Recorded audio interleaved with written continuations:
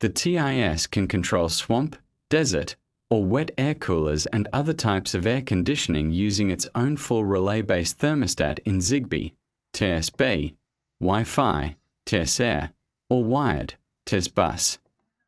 It comes with built-in relays that can replace older thermostats and control different types of air conditioning or floor heating systems. To configure the thermostat, select the desired model, such as Venera AC, and double-click on it. At Digital Outputs, in the Mode section, you can configure the outputs based on the system you want to use. For swamp, desert, or wet air coolers, select the appropriate digital output. In the wiring diagram, you will see Output 1. Connect to H2O, water. Output 2. Connect to low speed, G1. Output 3. Connect to high fan speed, G3. Once you save your settings, you will see the air conditioning configuration reflected as HVAC type, with the correct address to control the relays. If you want to use this panel to control an FCU fan coil unit with just fan speed, at Digital Output, select Room Fan Thermostat, FCU. The wiring diagram will indicate where to connect the outputs as follows. Output 1. Connect to fan low, G1. Output 2. Connect to fan mid, G2. Output 3. Connect to fan high, G3.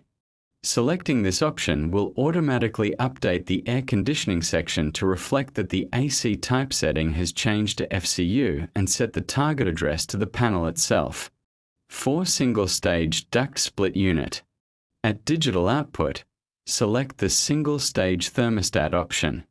The wiring diagram will show Output 1.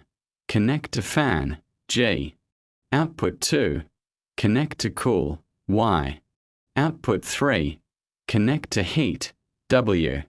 Once you save, the air conditioning settings will also reflect as HVAC type with the correct address to control the relay. Do not forget to type the AC name, assign it to a room, and then press Save. If the panel is used to control floor heating and utilizes its relay to turn off the floor heater. In the digital output, select the Channel On-Off setting. Then, in the Floor Heater tab, type the floor heater's name, assign it to a room, and then press Save. Set the control object to the subnet and device ID of the thermostat itself, and input the channel number where the heater is connected. Once you finish, you will see the settings saved in the database under Project Configuration Rooms.